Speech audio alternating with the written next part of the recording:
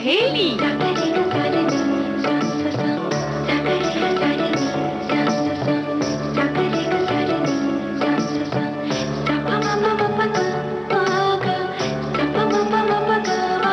सखी सहेली।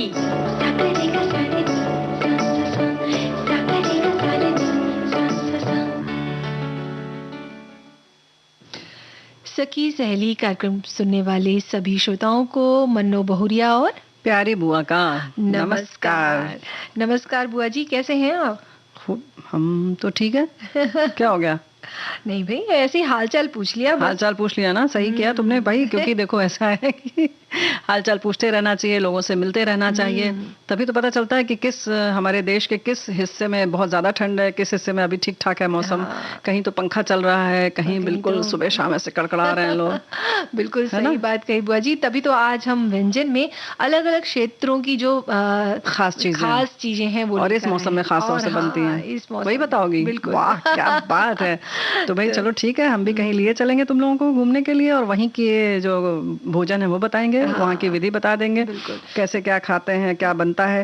और कहते हैं ना बुआ जी कि इस तरह के जो व्यंजन है वो कभी आप सीख सकते हैं, जैसे हम बोलेंगे आप सीख सकते हैं, बना सकते हैं, क्योंकि सीखना आसान है। हाँ, आसान भी है, क्योंकि सीखने की कोई उम्र भी नहीं होती। तो सीखने की तो कोई उम्र नहीं होती, ये तुम हमारी तरफ इशारा कर रही हो। ठीक है, हम बहुत कुछ सीख लेंगे, चलो कोई बात नहीं, मानते हैं कि उम्र हो गई लेकिन सीख सकते हैं, चलो हमने स्वीकार कर लिया। तो सीखने की कोई उम्र नहीं होती, मन्नो बहुरिया ने आज ये पाठ में पढ़ा दिया। लेकिन भाई जो पाठ पढ़ने की बात होती है, हमारी बहुत सारी जो बहनें हैं जिनको हम सखी विशेष में लेकर आते हैं, वो अलग अलग क्षेत्र की होती हैं, चाहे वो कहीं कहानीकार हों, किसी और क्षेत्र में हों, खेल में हों। लेकिन आज हम बात करेंगे नृत्यांगना से, मतलब उनके बारे में बताएंगे, और उनका नाम है शमा भाटे, जो कथक नृत्यांगना है ना। और बुआ जी, जैसे कि आज 2 दिसंबर है, आज का जो दिन है, आज हम मना रहे हैं राष्ट्रीय प्रदूषण नियंत्रण दिवस, तो इस बारे में भी हम चर्चा करेंगे। बिल्कुल चर्चा करेंगे, क्या करेंगे, हमारे बहुत सारे साथियों ने चर्चा शुरू कर दी है, और फेसबुक के प्लेटफॉर्म पर अपने अपने जो विचार हैं उन्होंने लिख डाले हैं। अच्छा। प्रदूषण की बात करें तो इसमें सबसे बड़ा हाथ हम इंसानों का ही है। हमने अपनी सुविधा को देखते हुए सारे पृथ्वी, पर्यावरण, यहाँ तक कि जीव जंतुओं का भी जीवन संकट में डाल दिया है, और तो और नदियों, तालाबों के जल एवं भूमिगत जल को तो हमने प्रदूषित किया ही है। प्रदूषित करने में हमने सागर के जल को भी नहीं छोड़ा। सागर किनारे कई स्थलों पर पर्यटकों का आना जाना लगा रहता है, जिससे सागर किनारे कई छोटी बड़ी बस्तियां बस गई हैं। वहां के लोगों का जीवन यापन पर्यटकों को विभिन्न प्रकार की सामग्रियां बेचकर होता है। उन बस्तियों में किसी प्रकार के शौचालय की व्यवस्था नहीं है, अगर है भी तो भी सुचारू रूप से कार्यरत नहीं है, जिसके कारण बस्ती के लोग सागर के पानी में ही शौच करते हैं, घर के कूड़े कचरे को सागर में बहा देते हैं, जिससे सागर का जल प्रदूषित होता है। तो भाई बहुत बहुत धन्यवाद। तो बिल्कुल सही कही आपने, क्योंकि पर्यावरण जो प्रदूषण है वो हमारे जो विकास प्रक्रिया है बोल सकते हैं, आधुनिक जीवन शैली है, इसका बड़ा योगदान है इस प्रदूषण में ना। और लेकिन ये भी है बुआ जी कि हम इस प्रदूषण नियंत्रण की ओर भी कदम बढ़ा रहे हैं, और बहुत से ऐसे नियम और कानून बनाए गए हैं इस प्रदूषण को रोकने के लिए। लेकिन हम लोग जिम्मेदार है ना। हमारे साथी ने जो लिखकर भेजा है मन्नो बहुरिया, वो तो ठीक है, लेकिन ये तो समझ लो कि सागर में 2 बूंद के बराबर है। जो वृहद स्तर पर चल रहा है वो अलग ही चीज है। और आज 2 दिसंबर राष्ट्रीय प्रदूषण नियंत्रण दिवस के रूप में इसीलिए मनाया जा रहा है कि हम थोड़े और सजग हो जाएं। और इसका उद्देश्य ये है कि औद्योगिक आपदाएं जो होती हैं ना, उन पर भी कहीं अंकुश लगाया जाए, उसे नियंत्रित किया जाए, और साथ ही पानी, हवा, मिट्टी के प्रदूषणों की रोकथाम की जाए। बिल्कुल। और बुआ जी, जैसे आज के दिन जो है उसको भोपाल गैस त्रासदी में भी अपनी जान गंवाने वाले लोगों की याद के रूप में भी मनाया जाता है, क्योंकि 2 और 3 दिसंबर 1984 में गैस त्रासदी में जहरीली गैस के रिसाव के कारण 5 लाख से ज्यादा लोग प्रभावित हुए थे। बिल्कुल। और मिथाइल आइसोसाइनाइड, इन ये जो जहरीली रसायन के कारण कई सालों तक लोगों को खतरनाक बीमारियों का सामना करना पड़ा था, और इतना ही नहीं, इन बीमारियों के कारण लगभग 15,000 से अधिक लोगों की जान भी गई। और भाई ये जो घटना है ना, पूरे विश्व इतिहास की सबसे बड़ी औद्योगिक प्रदूषण आपदा के रूप में मनाई जाती है। और इस घटना का बहुत सारे कारण थे।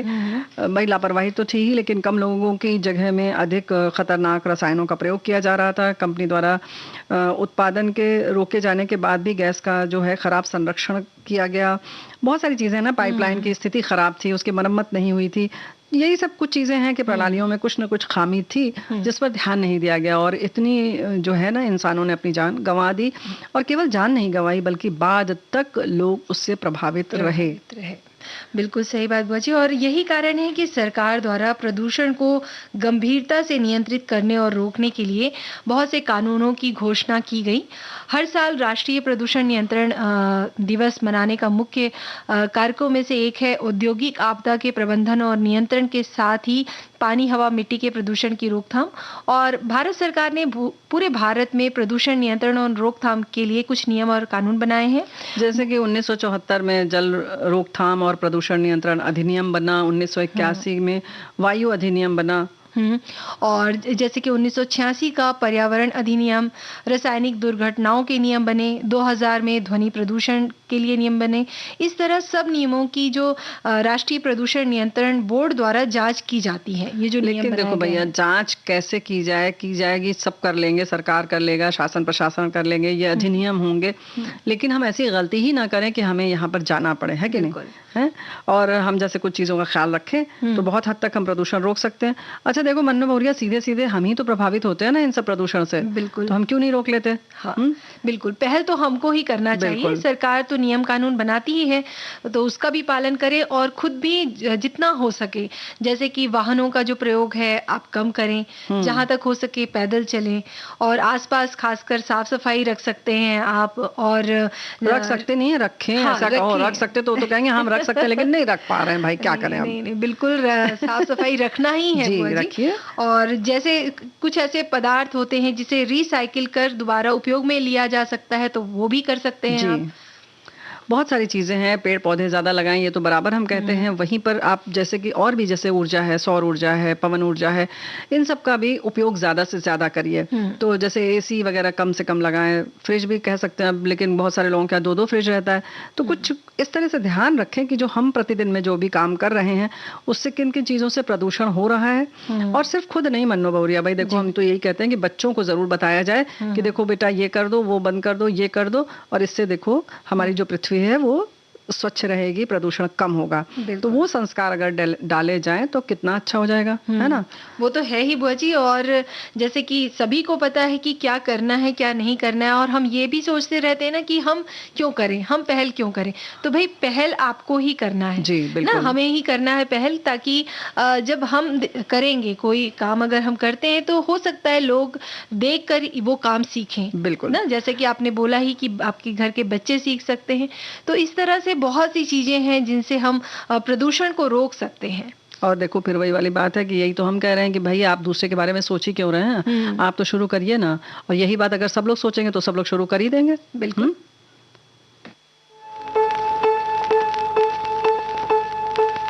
मधुबन खुशबू देता है, सागर सावन देता है, जीना उसका जीना है जो औरों को जीवन देता है।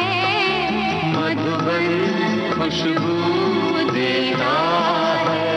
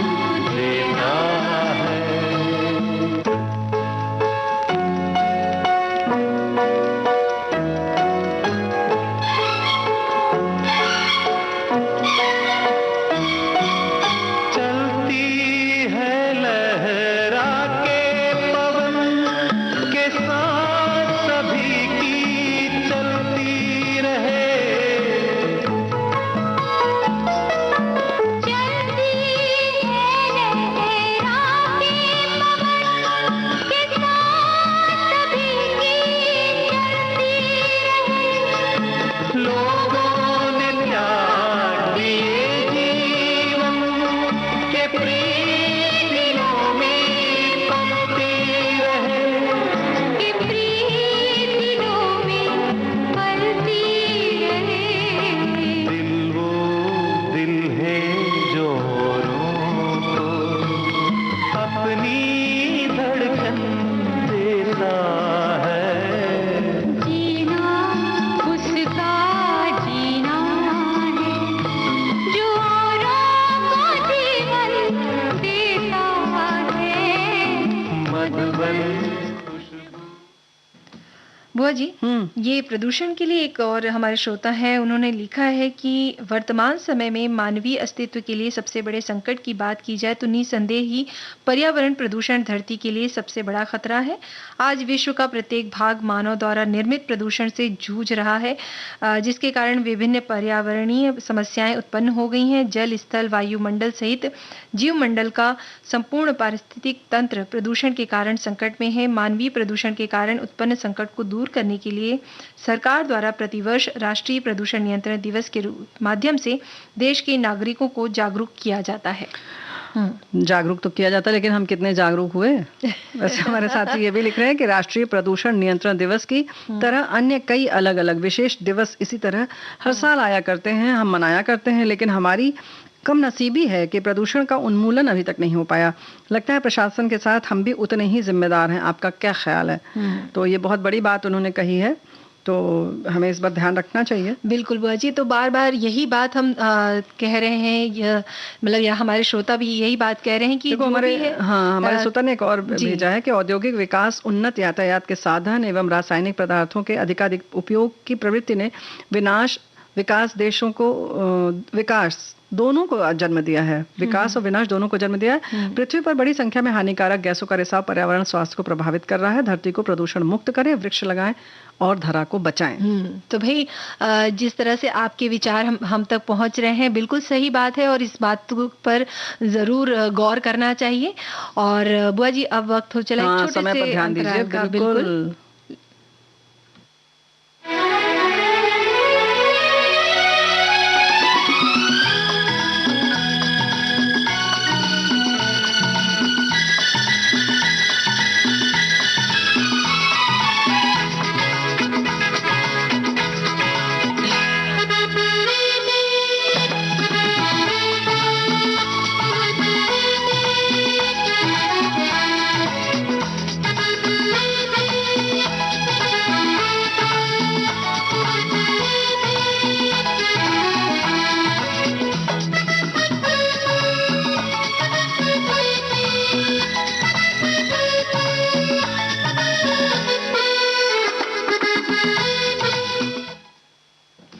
ब्रेक के बाद आप सभी श्रोताओं का सखी सहेली कार्यक्रम में बहुत बहुत स्वागत है। हम फिर हाजिर हो गए।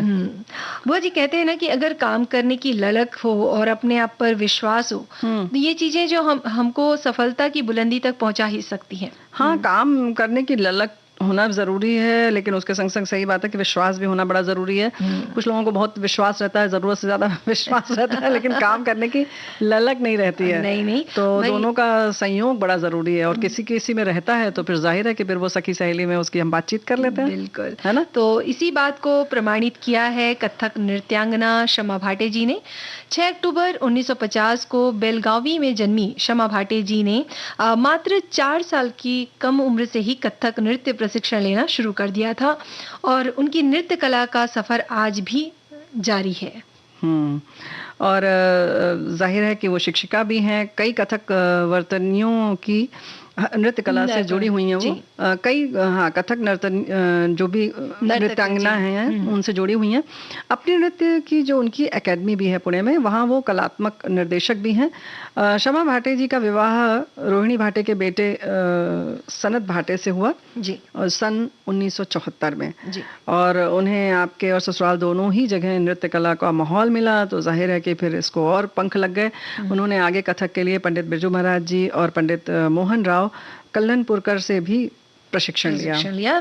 और साथ ही तबला ताल वादक और व्याख्याता पंडित सुरेश तलवरकर से ताल और लय की बारीकियां सीखी। ये कथक नृत्यांगना और शिक्षिका शमा भाटे जी जो हैं, आज कई कथक नर्तकियों को प्रशिक्षित कर रही हैं, जो स्वतंत्र रूप से देश और विदेशों में अपनी कला का प्रदर्शन करती रही हैं। वो कई विश्वविद्यालयों में हैं, इस कला का प्रशिक्षण भी दे रही हैं, जैसे कि पुणे विश्वविद्यालय में है, भारतीय विद्यापीठ है नागपुर में, और मुंबई के विश्वविद्यालय जैसे नालंदा कॉलेज में भी वो वरिष्ठ गुरुओं में से एक है। उनके मार्गदर्शन में बहुत सारे छात्रों ने स्नातकोत्तर की उपाधि ली और बहुत सारे छात्रों ने HRDC राष्ट्रीय छात्रवृत्ति से सम्मानित भी किया गया।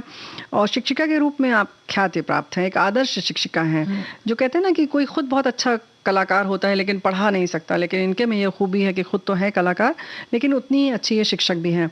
अगर हम शमा भाटे जी की कोरियोग्राफी काम की बात करें तो देखेंगे कि उन्होंने कथक के पारंपरिक रूप और समकालीन रूप यानी कि आजकल जो चल रहा है वो, और दोनों के साथ उन्होंने प्रयोग किया है। बिल्कुल, उन्होंने शास्त्रीय रचनाएं जो थी, ताल, तराना, ठुमरी आदि को, पारंपरिक रचनाओं को एक साथ कर कुछ नए प्रयोग किए उन्होंने। और साल 2015 में उन्होंने भारतीय महाकाव्य महाभारत से प्रेरणा लेते हुए अतीत की परछाइयां महाभारत गाथा पर विचार, इस तरह का उन्होंने एक गीतों भरा एक कार्यक्रम बनाया और उसमें शास्त्रीय और लोक नृत्यों का समावेश कर नृत्य का प्रदर्शन किया। मतलब ये कह सकते हैं कि दोनों विधाओं को उन्होंने सम्मिलित कर लिया। जी हाँ, और कहते भी हैं कि जब इस तरह की जब वो महाकाव्य पर वो काम कर रही थी तब वो काफी डरी हुई थी, लेकिन उनके लिए ये चैलेंज था कि उनको इस तरह के महाकाव्य में ही काम करना था, क्योंकि उनको अपनी एक अलग पहचान बनानी थी। बिल्कुल सही बात है, और ऐसा जब अलग से काम किया जाता है तो पहचान तो बन ही जाती है, लेकिन इस तरह के जब काम होते हैं तो थोड़ा सा डर भी लगता है, चुनौती भी सामने होती है कि लोग स्वीकार करेंगे नहीं करेंगे, या थोड़ा भी गड़बड़ हुआ तो लोग हो सकता है कि नाराज भी हो जाए। तो लेकिन जब आप हिम्मत से, वही जैसे तुमने पहले ही कहा ना कि आत्मविश्वास हो और आप दृढ़ निश्चयी हों और फिर जुट जाए तो फिर तो कुछ भी असंभव नहीं है। आपने भाटे जी ने स्वर्गीय गायिका लता मंगेशकर जी के 85वें जन्मदिन समारोह में छात्रों द्वारा बैले प्रस्तुत किया, जिसका नाम रहा चला वाही देश का प्रदर्शन किया, बहुत अच्छा रहा। इसी तरह से सन 2018 में उन्होंने चतुरंग की चौपाल, जो कि सरगम, नच के बोल, चतुरंग साहित्य और तराना, इन घटकों को मिलाकर बनता है, इसका भी उन्होंने प्रदर्शन किया। साथ ही उन्होंने प्रतिध्वनियां, जो कि 5 कहानियों के माध्यम से भाव और अभिनय पर केंद्रित था, उसका भी आयोजन किया। इस तरह से उन्होंने बहुत से नए नए प्रयोग किए और अपनी कला का प्रदर्शन किया, और अपनी जो छात्राएं थी, जो उनकी शिष्याएं थी, उनके द्वारा भी उन्होंने प्रदर्शन करवाया। तो भाई इस तरह से कह सकते हैं ना कि एक बहुत बहुमूल्य योगदान है इनका, और इस योगदान के लिए महाराष्ट्र राज्य सरकार ने साल 2011 में पुरस्कार से सम्मानित किया उन्हें। फिर 2012 में कला दर्पण पुरस्कार मिला आपको, 2013 में कला निधि, कला गौरव, ये सब सम्मान आपको मिले। हाँ, और साथ ही साल 2018 में कथक में उनके अमूल्य योगदान के लिए अंतर्राष्ट्रीय महिला दिवस पर युवा पुरस्कार भी मिला। और जी हाँ, साल 2018 में उनको ये पुरस्कार 2 बार मिला। ये क्रीड़ा मंत्रालय द्वारा नेहरू युवा केंद्र पुरस्कार से भी उन्हें सम्मानित किया गया। और नामित भी हैं वो। जी हाँ, सर्वोच्च सम्मान से। जी, संगीत नाटक एकेडमी द्वारा उन्हें अभी 2022 में उन्हें चयनित किया गया है। जी, तो इस तरह की उनकी जो उपलब्धियां हैं वो सब हम सब देख रहे हैं। बस हम सब इसीलिए बताते हैं ना कि भाई हमारे यहाँ जो भी करना चाहते हैं उनको हम प्रोत्साहित करें, आगे बढ़ाएं, है ना? जी हाँ।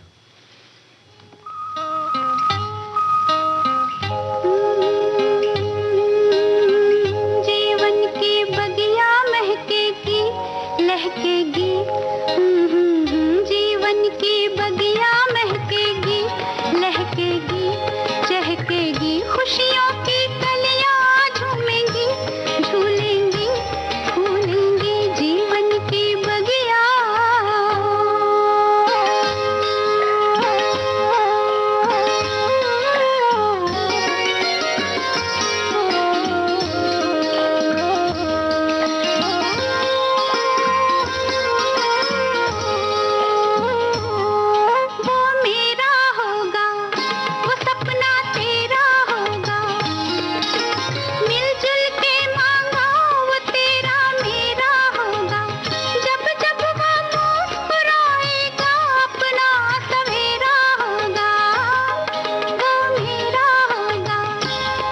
अपना तेरा होगा, मिलजुल के मांगा वो तेरा मेरा होगा, जब जब वो मुस्कुराएगा अपना सवेरा होगा। थोड़ा हमारा, थोड़ा तुम्हारा, आएगा फिर से बचपन हमारा। जीवन की बगिया महकेगी, लहकेगी, चहकेगी, खुशियों की कलियां झूमेंगी, झूलेंगी, फूलेंगी जीवन की बगिया।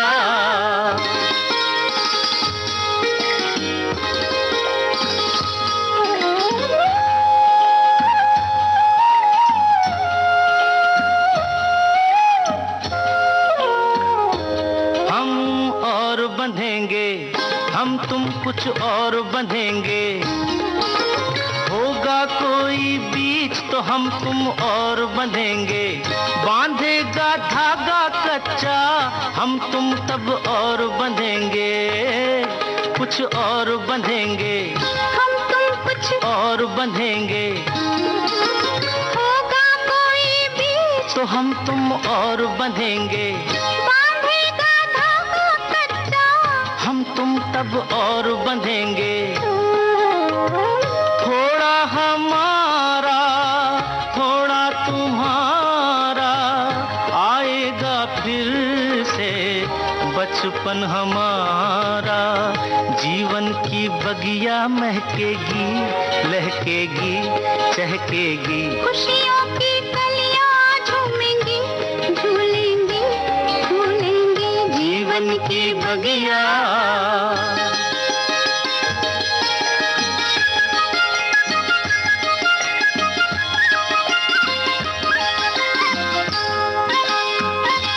मेरा राज दुलारा, वो जीवन प्राण हमारा, फूलेगा एक फूल, खिलेगा प्यार हमारा, दिन का वो सूरज होगा, रातों का चांद सितारा। मेरा राज दुलारा, वो जीवन प्राण हमारा, फूलेगा एक फूल, खिलेगा प्यार हमारा, दिन का वो सूरज होगा, रातों का चांद सितारा। थोड़ा हमारा, थोड़ा तुम्हारा, आएगा फिर से बचपन हमारा। जीवन की बगिया महकेगी, लहकेगी, चहकेगी, खुशियों की कलियां झूमेंगी, झूलेंगी झूलेंगी जीवन की बगिया। बुआ जी बहुत अच्छे अच्छे संदेश आए हैं, है ना? अच्छा। हाँ जी। और जैसे कि हम बात करने ही वाले हैं कि सीखने की कोई उम्र नहीं होती, तो एक श्रोता ने लिखा है कि हमारे यहाँ एक अंकल काम करते हैं, वो अच्छा। 60 साल के हैं, वो खुद बुआ जी से कुछ ना कुछ सीखते रहते ऐसा हैं। मतलब हम 70 साल के हो गए। इसलिए सीखने की कोई उम्र नहीं कोई उम्र नहीं होती, और बिल्कुल बुआ जी सही खुद ही बात। बहुत सीख रही हैं। यही तो हम कह रहे हैं कि भाई हम भी सीख ही रहे हैं, क्योंकि देखो हमारे साथियों ने लिखा है सीखने का शौक बहुत जरूरी है। इन्होंने लिखा है कि अगर जिज्ञासा रहेगी तो छोटे से छोटे बच्चे भी कुछ भी सीख सकते हैं, बच्चों से भी मतलब, और बड़े से बड़े उम्रदराज जन भी सीख सकते हैं। सीखने की सच में कोई उम्र नहीं होती। तो सही बात है कि बच्चों से भी सीखा जा सकता है, बच्चे भी सीखते हैं, बढ़ती उम्र के लोग भी सीखते हैं। बिल्कुल। है ना? और एक श्रोता ने इसी तरह लिखा है कि भाई सीखने की कोई उम्र नहीं होती, मोबाइल को ही देख लीजिए। अगर लोग अनपढ़ होते हुए भी मोबाइल के बारे में बढ़िया जानकारी रखते हैं, छोटे छोटे बच्चे भी हम बुजुर्गों से बेहतर जानते हैं।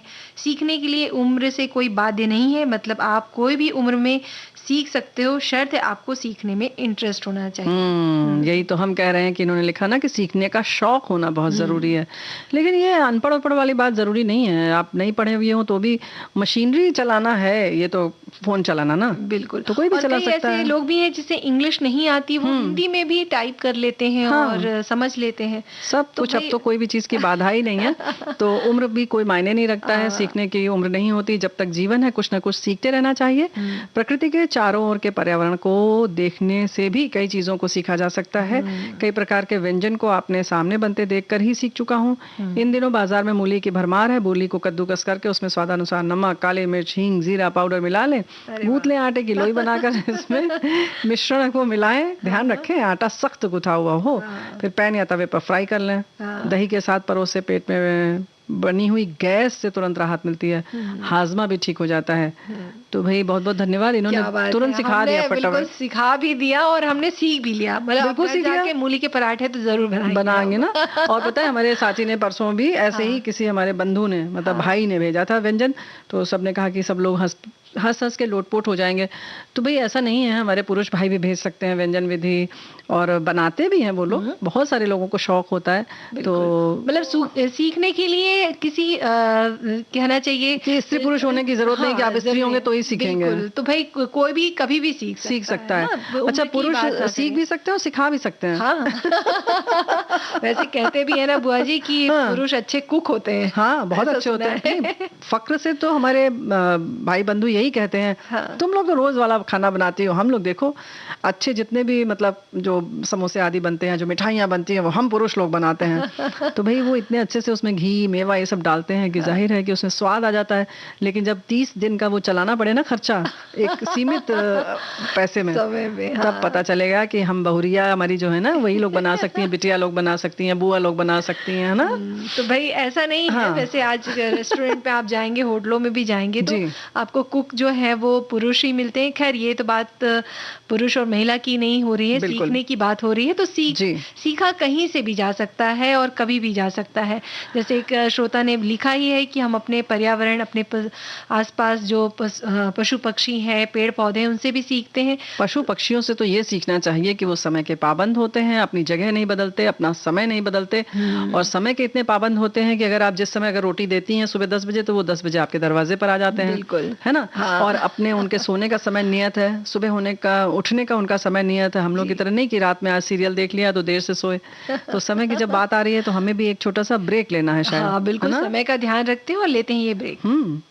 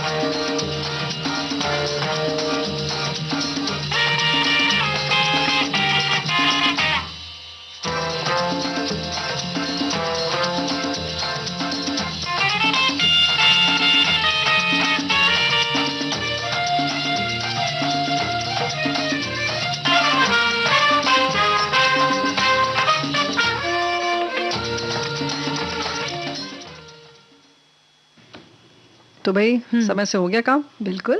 और हमने सीख भी लिया जी हाँ, कि समय से काम करने से कितनी खूबसूरती बढ़ी रहती है चीज़ों को। और उम्र की जो बात है, हमारे बहुत सारे साथियों ने बड़ी अच्छी अच्छी बात लिखकर भेजी है। बहुत लंबा इन्होंने लिखा वही कि एक व्यक्ति में सीखने की चाह और क्षमता जितनी अधिक होती है उतनी तेजी से वो परिस्थितियों के साथ सामंजस्य बिठाने में निपुण होता है। सीखना एक सक्रिय विवेकपूर्ण प्रक्रिया है जिससे व्यक्ति का मानसिक व भावनात्मक विकास होता है।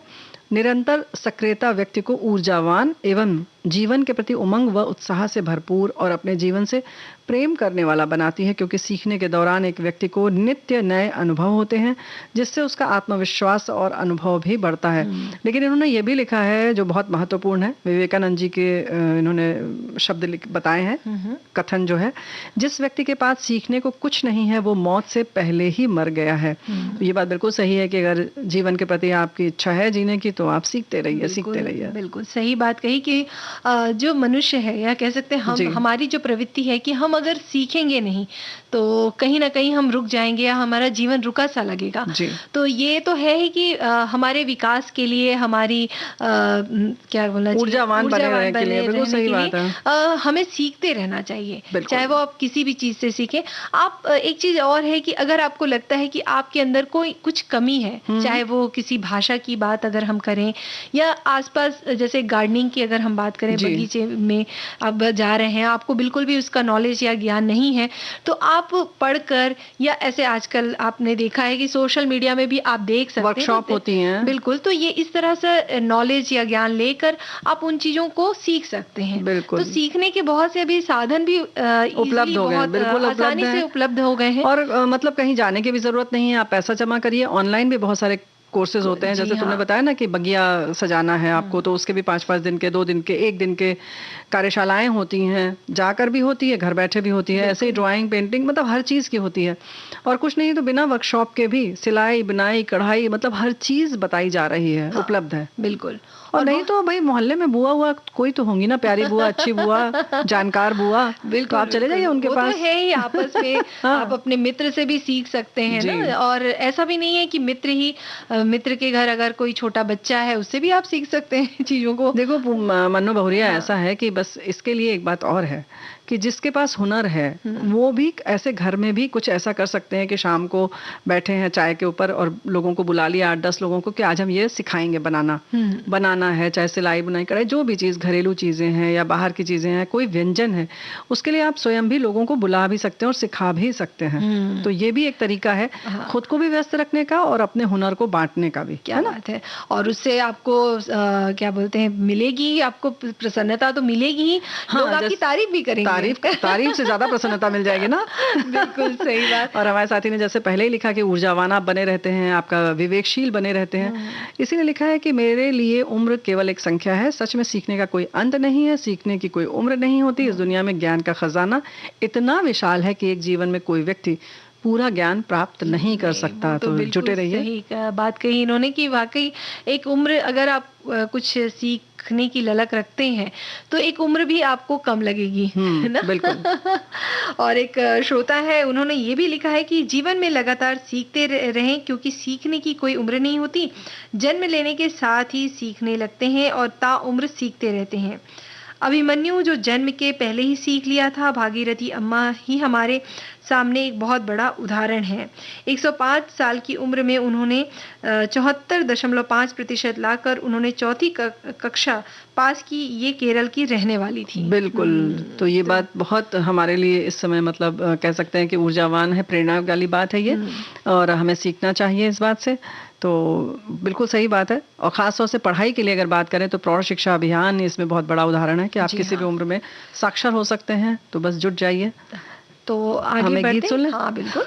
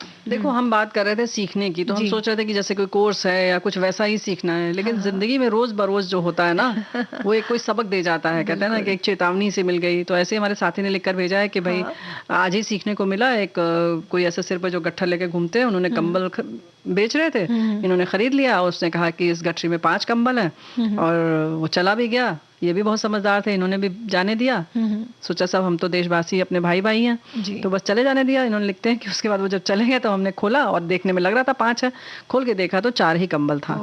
तो अब बस सीख गए ये कि अगली बार जो है वो गिन कर ही लेंगे, गिन कर ही लें और जांच परख कर ही लें चीज सामान ना। तो अब ये सिर्फ इन्होंने नहीं सीखा, हम सब ने भी सीख लिया कि भाई कुछ भी खरीदना है, देखना है, लेना है तो पैसे भी हमेशा गिन कर लें, गिन कर दें। तो ये सब चीजें जो है वो सीखने की हैं। बिल्कुल, जिसके लिए कोई भी परीक्षा देने की जरूरत नहीं है, ये जिंदगी में खुद ब खुद आ जाते हैं। और यही तो हमारे साथी ये भी कह रहे हैं कि भाई बचपन से हम मृत्यु तक सीखते ही रहते हैं। ये बात बिल्कुल सही है। और एक हमारे श्रोता है बुआ जी, उन्होंने ये लिखा है कि मैं आज 60 से ऊपर का हूँ, 60 साल से ऊपर का हूँ और अभी तक विद्यार्थी ही हूँ। अभी भी बहुत से कोर्स ज्वाइन कर रखे हैं। कल ही एक अंतर्राष्ट्रीय परीक्षा का परिणाम आया और मैं पास हुआ, इसकी प्रसन्नता है। क्या बात है, बहुत बहुत बधाई। बहुत बहुत बधाई। तो हम ढेर सारी मिठाई उठाई खिलाएंगे, अभी तो हम बताएंगे ना कुछ कुछ व्यंजन में तो बता देंगे। जी हाँ बिल्कुल। तो क्या बताने जा रही है? तुम कह रही थी बड़ी खास खास प्रदेश का बताओगी। हाँ, तो शुरुआत करते हैं छत्तीसगढ़ जो राज्य है उसके। शुरुआत नहीं, मतलब ऐसा सोचोगे तो सारे प्रदेश का नहीं बता पाएंगे। अभी श्रोताओं हम बता दे रहे हैं, मन्नो गौरिया कह रही है, बड़ी खुश हैं, उत्साह में है, लेकिन हाँ जहाँ का बताएंगे खास प्रदेश का अलग अलग बता देंगे एक दो, है ना, क्योंकि देखो सब प्रदेश की अलग अलग खूबसूरती होती है। तो जैसे कि अगर हम इस समय बात करें तो गजक है, तिल की पट्टी है, मूंगफली की पट्टी है, चिक्की है, ये सब चीजें जहाँ पर ठंड पड़ रही है, बिहार उत्तर प्रदेश में खाया जाता है ना। बाजरे का चूरमा का लड्डू खाया जाता है। अभी छत्तीसगढ़ का तुम बताओगी। ऐसे ही जैसे कि राजस्थान आदि में हमेशा ही प्याज की कचौड़ी है आजकल, लेकिन खास तौर से घेवर बनता है ना, फिरनी है, ऐसे ही हलवा बनता है, गाजर का हलवा तो सभी जगह बनता है। लेकिन बादाम पचरंगा हलवा, बादाम पिस्ता अखरोट, इन सब का हलवा, मतलब सर्दियों में मेवे की चीजें ज्यादा खाई जाती है ना, सूखा मेवा ज्यादा। बिल्कुल, सूखा मेवा और इस तरह के जो पकवान होते भारी चीजें होती हैं। क्योंकि पचाने में शायद आसान रहता है, क्योंकि हमें वर्जिश करना चाहिए उतना। तो क्या बताने जा रही हो? हाँ, तो ये छत्तीसगढ़ी डिश है, पपची से बोलते हैं। पपची मीठा रहता है ये। इसको बनाने के लिए आपको 2 कप गेहूं के आटे की जरूरत है और आधा कप चावल के आटे की। अच्छा। और आधा कप घी लेना है, 1 कप शक्कर और थोड़ा सा नारियल कद्दूकस किया हुआ। ये ले तो नहीं भी ले तो चलेगा।